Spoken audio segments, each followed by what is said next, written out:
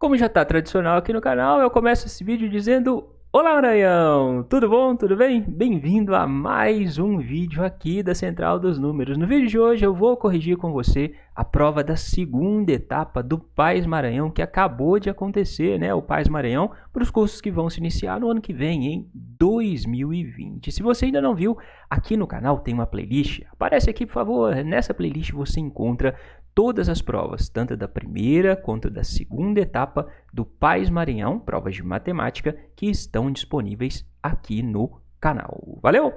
Antes da gente começar a resolver as 6 questões dessa prova, eu preciso te contar que este canal está chegando aos 50 mil inscritos. Será que você me ajuda a atingir essa meta? Me ajuda aí, por favor. Clica no botão inscrever-se para virar o botão inscrito e assim a gente atingir essa meta e continuar crescendo ainda mais. Pode ser? Você me dá essa força aí? Se não clicar, eu não vou resolver a prova, hein? Brincadeira, claro, né? Mas conto com a sua força aí. Assim como eu tento te ajudar, por favor, me ajuda a fazer esse canal crescer ainda mais. Combinado? Agora sim, vamos às 6 questões dessa prova. Essa primeira questão é uma questão que você pode resolver usando o sistema. Olha só. Uma consultora de produtos de beleza precisa repor o seu estoque junto à distribuidora. Para tanto, gastou nas suas compras R$ 345 para a reposição do estoque, cujos preços por unidade são R$ 12 o batom e R$ 7 o esmalte. Sabendo que foram adquiridas 35 unidades de produto no total, calcule a quantidade de batons e de esmaltes comprados. Bom, em uma prova discursiva, como essa prova da segunda etapa do PAS Maranhão, é importante você mostrar para quem vai corrigir a prova todo o seu raciocínio. Então, geralmente eu aconselho os alunos a resumirem as informações que foram dadas no enunciado aqui do lado. Vamos fazer isso? Então, o que o problema disse para a gente? Ele disse para a gente que os batons, que a gente vai passar a chamar de B, custam R$ 12 cada. Os esmaltes, que a gente vai chamar de E, custam R$ 7 cada. Além disso, o problema disse que a consultora gastou no total R$ 345. Como que a gente chega nesse valor de R$ 345? Basta a gente multiplicar o número de batons B pelo preço de cada batom, 12 vezes B, 12B, e somar com o preço dos esmaltes que ela comprou, R$ 7 vezes o número de esmaltes. Certinho? Além disso, o problema disse que a consultora comprou 35 unidades de produtos. Então, se a gente somar os batons com os esmaltes, isso vai dar 35 unidades. Certinho? A partir dessas informações, a gente já monta duas expressões. Olha só, a gente sabe que R$ 12 vezes o número de batons mais R$ 7 vezes o número de esmaltes é igual a R$ 345. Número de batons mais o número de esmaltes é igual a 35 unidades. Coloca uma chave aqui, você tem um sistema. Através do sistema, você acha os valores de B e E, que é o que o problema quer descobrir. Certinho? Como que você pode resolver esse sistema? Você pode resolver do jeito que você achar mais fácil. Pode resolver usando o método da adição ou o método da substituição. Aqui no vídeo, eu vou resolver com você usando o método da substituição. Então, o primeiro passo, vou isolar ou o B ou o E. Aqui, no caso, eu vou escolher isolar o B. Então, vou pegar o E, passar para o outro lado. Vou ficar com B é igual a 35 menos E. Se era mais E, passa para o outro lado, negativo. Uma vez que eu isolei o B, eu posso substituir o B na expressão de cima, certinho? Então, vamos substituir o B na primeira equação. A gente vai ter 12 vezes o B, 12 vezes 35 menos E, mais 7E é igual a 345. Agora, é só fazer continha. 12 vezes 35 dá 420. 12 vezes menos E dá menos 12E. Mais 7E é igual a 345. Menos 12E mais 7E dá menos 5E. Certinho? O 420 positivo passa para o outro lado, negativo. 345 menos 420 vai dar menos 75. Então, você tem menos 5E é igual a menos 75. O que eu posso fazer agora? Posso pegar esse menos 5 que está multiplicando E, passar para o outro lado com a operação invertida. Vai passar dividindo. Então, é igual a menos 75 dividido por menos 5. Menos dividido por menos dá mais. 75 dividido por 5 dá 15. Ou seja, é igual a 15. Ela comprou 15 esmaltes. Sabendo que ela comprou 15 esmaltes, você consegue calcular o número de batons substituindo o valor de E aqui nessa expressão, correto? Então, vamos fazer B vai ser igual a 35 menos o E, 35 menos 15, certinho? 35 menos 15 dá 20, ou seja, a consultora comprou 15 esmaltes e 20 batons. Essa era a resposta dessa questão, certinho? Dúvida! Se você tiver dúvidas, pergunte, não fique com a dúvida. Eu faço questão de responder a todos os inscritos aqui do canal. Se você está inscrito, tem dúvida? Me escreve, deixe sua dúvida aqui embaixo nos comentários, que com certeza eu vou te responder. Beleza? Vamos ver agora a segunda questão, que envolve a interpretação desse gráfico, porcentagem e média aritmética. O gráfico mostra os valores em bilhões de reais que o Brasil investiu em saneamento básico de 2010 a 2017, de acordo com os dados da Confederação Nacional da Indústria. Mostra ainda os valores do gasto ideal numa projeção por ano para o período de 2018 a 2033, visando a acelerar os investimentos do setor para levar a coleta e o tratamento de esgoto a toda a população. Então, aqui no gráfico a gente tem os valores em bilhões de reais no eixo Y e no eixo X a gente tem os diferentes anos, sendo que aqui é o gasto ideal. Esse gasto ideal é o investimento anual, investimento por ano de 2018 a 2033 para universalizar o saneamento. De um modo geral, tem sido amplamente divulgado pela mídia que no ano de 2018 os investimentos foram aproximadamente 32% menores que os considerados como gasto ideal, de acordo com o gráfico. Calcule, então, o valor que teria sido necessário para atingir o gasto ideal nos investimentos em 2018 no setor. Bom, o que o problema acabou de falar para a gente? Ele disse que em 2018 o investimento foi 32% menor que o ideal, ou seja, foi 32% menor que 22 bilhões. Se a gente calcular esse valor, a gente descobre quanto teria sido necessário investir a mais para atingir o gasto ideal. Então, para resolver a letra A, a gente tem que calcular 32% de 22 bilhões, correto? Então, como que a gente faz 32% de 22 bilhões? Você pode multiplicar 0,32 por 22 bilhões ou pode fazer como eu fiz aqui. 32% é 32 dividido por 100, 32%, correto? O de você substitui por uma multiplicação. 32 dividido por 100 vezes 22 bilhões, a gente pode simplificar esses zeros do 100 aqui com esses dois zeros aqui, correto? A gente divide 22 bilhões por 100, então dois zeros vão sumir. Vai sobrar 32 vezes 220 milhões. 32 vezes 220 milhões dá 7 bilhões e 40 milhões. Sendo assim, você chegava aqui no resultado e escrevia uma frase: seria preciso investir mais 7 bilhões e 40 milhões de reais para atingir o gasto ideal em 2018. Se você quisesse indicar também quanto foi o investimento em 2018, poderia, mas não era isso que estava perguntando, correto? Você poderia falar: foram investidos em 2018 22 bilhões menos 7 bilhões e 40 milhões. Isso dá 14 bilhões e 960 milhões, beleza? Mas essa aqui não era a resposta da questão. A resposta da questão era investir, deveria ter sido investido 7 bilhões e 40 milhões de reais a mais para se atingir o gasto ideal. Na letra B dessa mesma questão, o que é perguntado? É perguntada a média aritmética, pede para você calcular a média aritmética de investimento em bilhões referente aos anos de 2013 a 2016. Bem tranquilo, né, gente? Como que a gente calcula a média aritmética de uma sequência de termos? Para calcular a média, basta a gente somar os termos e dividir essa soma pelo número de termos.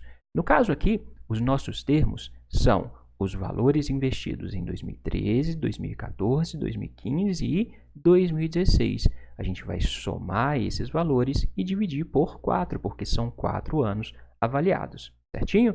Então, a média vai ser 14 mais 15 mais 13 mais 13, 14 mais 15 mais 13 mais 13 aqui em bilhões, dividido por 4, correto? 14 mais 15 mais 13 mais 13 dá 55, então a média vai ser 55 dividido por 4, o que dá 13,75. 13,75 bilhões. Aí, na resposta, você poderia escrever assim, ó, a média dos investimentos entre 2013 e 2016 foi de 13,75 bilhões de reais ou 13 bilhões e 750 milhões de reais, tá bom?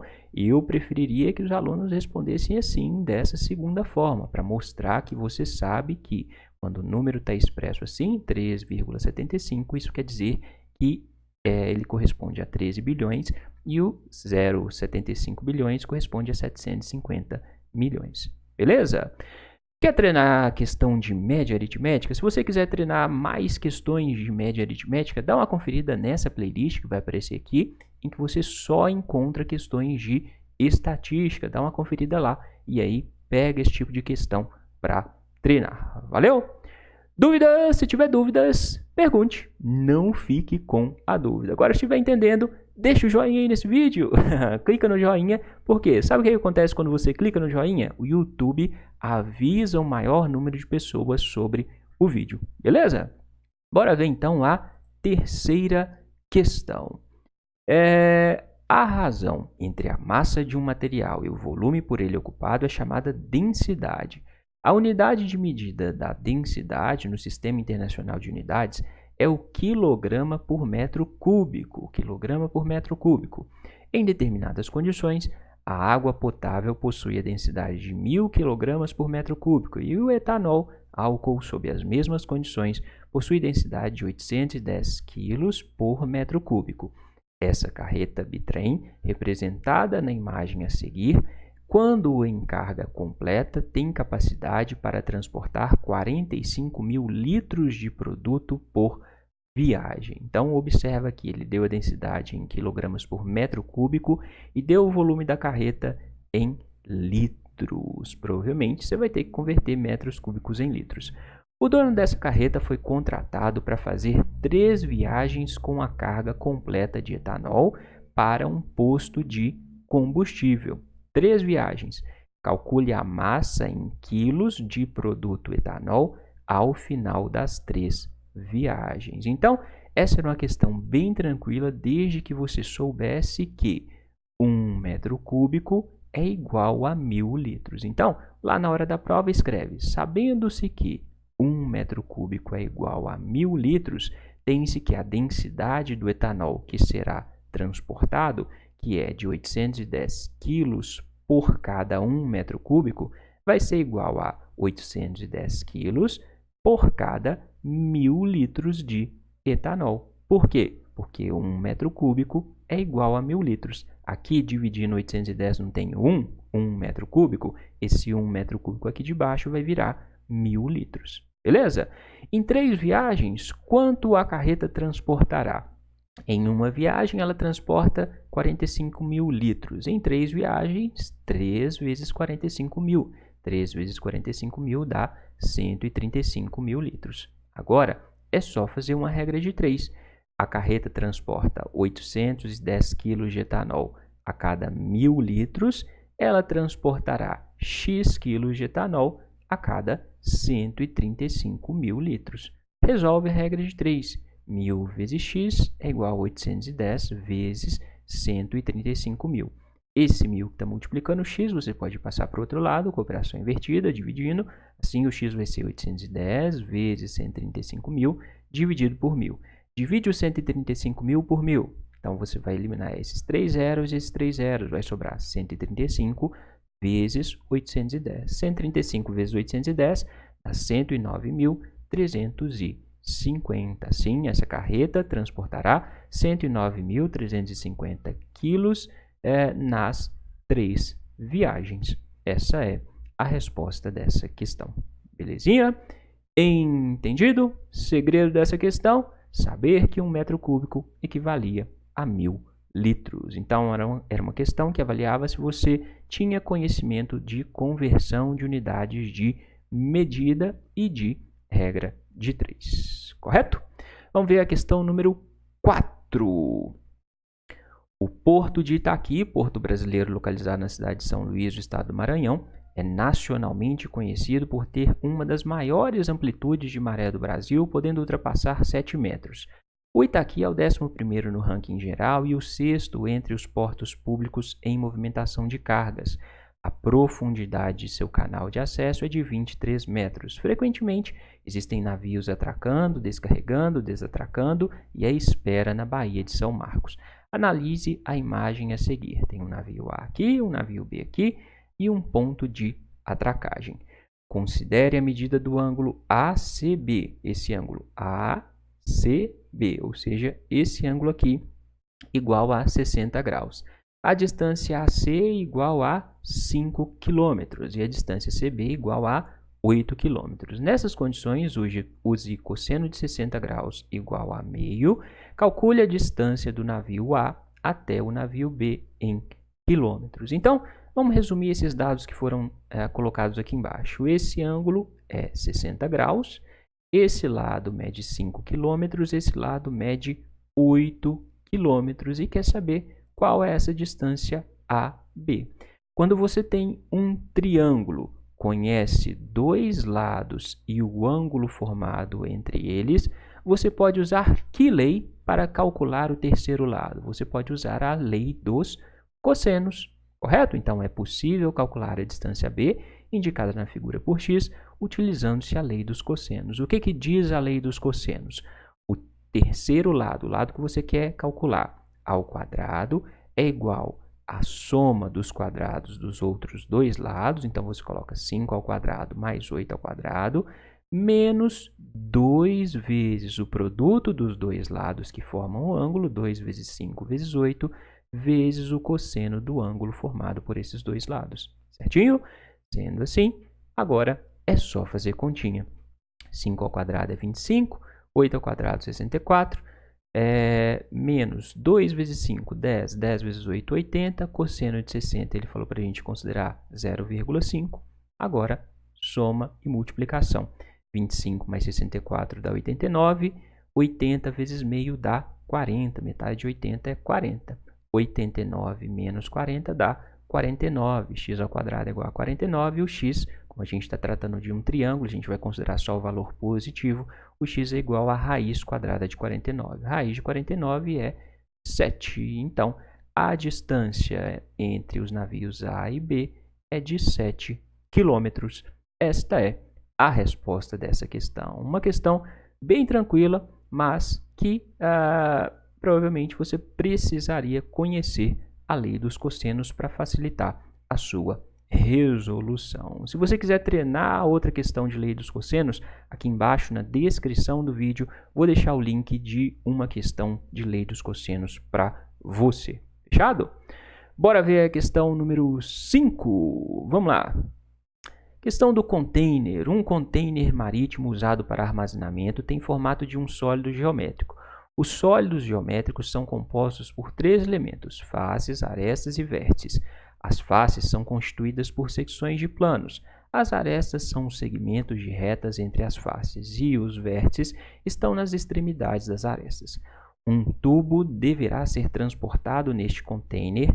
O mesmo será colocado diagonalmente no container, partindo do vértice superior A, daqui, ao vértice inferior B, aqui, conforme mostra a figura a seguir. Então, você vai colocar uma barra daqui até aqui. É bom que você consegue ver tridimensionalmente a partir dessa figura que foi dada. Ele deu as medidas da largura, do comprimento e da altura do container. Nessas condições, determine a expressão algébrica para calcular a diagonal do sólido. Como que a gente calcula a diagonal? A diagonal vai ser essa barra que ele quer colocar. Se ele está falando para a gente determinar a expressão algébrica e na letra B ele vai falar para a gente determinar o valor dessa diagonal, a gente não vai usar aqui os números que foram dados. Vamos colocar nomes em cada uma das arestas, beleza? Fazendo um desenho aqui para facilitar, né? Se a gente conseguisse ver todos os lados, a gente teria esse lado aqui atrás, esse lado aqui atrás e esse lado aqui, né? Desenhei assim só para tentar facilitar a visualização. Chamei esse lado que é o comprimento de A, esse lado que é a largura de B, e a gente, para calcular essa diagonal aqui, ó, vai ser mais fácil se a gente souber essa diagonal aqui, que eu chamei de D, certinho? Então, como que a gente pode calcular essa diagonal D? Essa diagonal D, que está aqui na base do sólido, pode ser calculada usando o teorema de Pitágoras, concorda? Então, vamos calcular D ao quadrado usando o teorema de Pitágoras. O quadrado da hipotenusa, D ao quadrado, é igual à soma dos quadrados dos catetos. A ao quadrado, comprimento ao quadrado, mais a largura ao quadrado, certinho? Uma vez que você sabe esta diagonal, você consegue calcular o valor dessa diagonal, que vem de A até B, correto? Por quê? Você vai ter essa diagonal sendo a hipotenusa desse triângulo aqui, ó, vem daqui até aqui, daqui até aqui, certinho? Então, agora a gente consegue calcular o valor de D. Para calcular a diagonal D, a gente também vai usar o teorema de Pitágoras. D ao quadrado é igual a C ao quadrado mais D ao quadrado. Então, D maiúsculo ao quadrado é igual a C ao quadrado mais D minúsculo ao quadrado. Opa, a gente calculou aqui em cima o valor de D ao quadrado. Então, onde tiver D ao quadrado, a gente pode substituir por A ao quadrado mais B ao quadrado. Substituir D ao quadrado na segunda expressão. Sendo assim, a diagonal ao quadrado vai ser igual a C ao quadrado mais o que era o D ao quadrado. O D ao quadrado não é A ao quadrado mais B ao quadrado, então coloca lá A ao quadrado mais B ao quadrado. Sendo assim, a diagonal vai ser a raiz quadrada de A ao quadrado mais B ao quadrado mais C ao quadrado, raiz quadrada disso tudo aqui. Essa é a expressão, né? É uma expressão que pode ser usada para calcular o valor dessa diagonal. Como eu disse no início, não coloquei os números, porque na letra B ele vai pedir para a gente determinar o valor de D usando esses números. Olha só, na letra B ele diz, usando as dimensões dadas na figura, coloque o comprimento máximo que um tubo pode ter para que seja armazenado na diagonal do container, desprezando o diâmetro do tubo e que esse possa ser transportado com o container fechado. Ou seja, a gente tem que calcular qual é o tamanho dessa diagonal, porque esse vai ser o tamanho máximo do tubo que pode ser colocado ali. Para isso, a gente usa a expressão que a gente achou na letra A, né? Então, o tubo terá o comprimento máximo igual ao da diagonal D. D é igual a raiz quadrada de A ao quadrado mais B ao quadrado mais C ao quadrado. A gente sabe que A vale 5,3, B vale 2,10, que é 2,1, C é a altura do container, C vale 2,2. Agora, é só fazer continha. 5 ao quadrado, 5,3 ao quadrado, 5,3 vezes 5,3, 28,09. 2,1 vezes 2,1, 4,41. 2,2 vezes 2,2, 4,84. Somando esses valores, você chega em 37,34 metros. O valor da diagonal, o valor do tubo, vai ser raiz quadrada de 37,34 metros. Dá para sair daqui? Dá. Trabalha com aproximação. Você sabe que raiz quadrada de 36 é igual a 6. Sendo assim, a raiz de 37,34 vai ser um número próximo a 6. Concorda? Se a gente testar 6,1 vezes 6,1, você vai chegar em 37,21, que é um número bem próximo desse aqui. Se você fizer 6,2 vezes 6,2, você já vai ver que vai ser um número maior que esse, 38,44. Então, você poderia colocar lá na hora da prova que o tubo deverá ter um comprimento máximo de raiz quadrada de 37,34 metros, que é aproximadamente 6,1 metros. Certinho? Entendido? Quando você tiver raiz quadrada de um número estranho assim, trabalha com aproximação de valores. Beleza? Entendido? Dúvidas? Se tiver dúvidas, se inscreve aqui no canal que eu vou te responder, ok? Agora, se estiver entendendo, deixa o joinha aí no vídeo. Clica no joinha. Já clicou? Deixa o joinha aí no vídeo para bombar este vídeo. Valeu? Podemos ir para a última questão? Vamos lá? Última questão dessa prova. Dentre as funções de um profissional de topografia está o reconhecimento de áreas, a relação dessas áreas com polígonos, a localização de seus vértices e o cálculo de área. A figura a seguir representa um esboço que um topógrafo fez de um terreno, representado por um quadrilátero com vértices A32, B56, C11,5 e D12,2 em coordenadas cartesianas. Então, aqui a gente tem um esboço. Com base nas informações dadas, letra A, faça o esboço desse mesmo quadrilátero ABCD que representa formato do terreno. O esboço deve ser feito em um sistema de coordenadas no plano cartesiano. Depois, calcule a área total do terreno. Beleza? Então, a gente vai fazer esse mesmo desenho aqui usando o sistema de coordenadas, o eixo X e o eixo Y. Primeira coisa, desenha lá os eixos X e Y. Coloca os pontos, né? Então, numera os eixos. Coloca 1, 2, 3 aqui até o 12. Aqui em cima até o 12, porque o maior ponto, o maior valor de x que foi dado foi 12. Uma vez que você desenhou os eixos, desenhou o plano cartesiano, o que você vai fazer? Você vai marcar os pontos que foram dados. O ponto A é 3, 2. Isso significa o quê? Quando o x vale 3, o y vale 2. Onde o x vale 3 aqui? X é o eixo horizontal. 3, o x está aqui. Quando o x valer 3, o y vai valer 2. O y vai estar aqui. Então, a gente vai ter o ponto A exatamente aqui, ó. 3, x vale 3, y vale 2. O ponto B, 5, 6. O x vale 5, o y vale 6. 5x, 6y. Aqui. Então, ponto B está no 5, 6. Ponto C, 11 e 5. Ponto C, x vale 11, y vale 5 aqui. E o ponto D, x vale 12, y vale 2. X vale 12, está aqui, y vale 2. Y está aqui, então vai estar aqui. Agora, como ele quer o esboço do quadrilátero, a gente tem que brincar de ligar os pontos, correto? Então, ligue os pontos formando o quadrilátero que o problema pediu, certinho? Essa era a resposta da letra A. Agora, calcule a área total do terreno. Como a gente tem um quadrilátero assim, que não tem uma forma muito bem conhecida, a gente pode dividir esse quadrilátero em diversas partes para calcular a área de cada uma das partes. Vamos fazer isso? Então, vamos calcular a área aqui. Primeiro, vamos fazer uma reta aqui, ó, a partir de B. Fazendo uma reta aqui, a gente vai ter um triângulo que eu chamei de X. Qual é essa área X? Eu sei o tamanho desse lado aqui, ó. Sei, esse lado vem de 5 até 3, então esse lado mede 2. Eu sei esse lado aqui, sei, esse lado vem de 2 até 6. 6 menos 2 dá 4, correto? Se a gente tem aqui um ângulo reto, a gente pode considerar essa a base e essa a altura. Sendo assim, a área de x vai ser base vezes altura dividido por 2. 2 vezes 4 dividido por 2.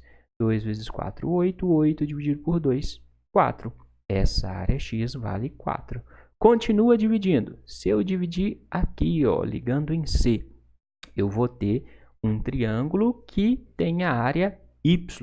Eu sei quanto mede esse lado aqui, ó, do triângulo? Sei, ele vem de B, que é 6, até 5. 6 menos 5 dá 1. Esse lado aqui mede quanto? Ele vem de 11, que é o C, até 5. 11 menos 5 dá 6. Sendo assim, a área y vai ser base 6 vezes a altura 1, dividido por 2. A área de todo o triângulo pode ser calculada como base vezes altura dividido por 2. Então, você faz 6 vezes 1 dividido por 2. 6 vezes 1, 6, dividido por 2, 3. Certinho? Traçando uma reta aqui a partir de C em direção para baixo. Eu vou ter esse triângulo cuja área é Z. esse lado aqui do triângulo mede 1, né? Vem de 12 até 11. 12 menos 11 dá 1. Esse lado aqui, ó, mede quanto? Ele vem de 2 até 5. 5 menos 2 dá 3. Então, a gente vai ter base 1 vezes a altura 3 dividido por 2. Área Z, 1 vezes 3 dividido por 2. 1 vezes 3, 3. 3 dividido por 2, 1,5. Certinho? Por fim, sobra este retângulo aqui. Esse retângulo mede 6 por 3. Então, a área dele é 3 vezes 6. 3 vezes 6 dá 18. Sendo assim, a área toda deste quadrilátero é 4 mais 3 mais 1,5 mais 18. Somando tudo isso, você vai chegar em 26,5. 26,5 o quê? A gente não sabe, não foi dada uma unidade. Então, você poderia colocar lá 26,5 unidades de comprimento elevadas ao quadrado, né? É importante colocar o quadrado porque a área é dada em unidade de comprimento ao quadrado, né? Então, metro quadrado, centímetro quadrado, a gente não sabe qual é a unidade porque ele não disse pra gente, certinho? Entendido, pessoal? Dúvidas? O que vocês acharam dessa prova? Comparando essa prova com as provas anteriores, no meu ponto de vista, essa prova teve um nível um pouquinho mais elevado que a prova, por exemplo, do ano passado. Você concorda com isso? Deixa aqui embaixo nos comentários a sua opinião. De novo, se inscreve aqui no canal, por favor, me ajuda a chegar nos 50 mil inscritos. Se curtiu as explicações, larga o joinha no vídeo. Bora compartilhar esse vídeo nas redes sociais, compartilha com alguém que você sabe que está estudando, que vai prestar vestibular, né, que vai fazer um concurso do PAS Maranhão, beleza? Para divulgar esse conhecimento, combinado? É isso, então, bons estudos e até a próxima!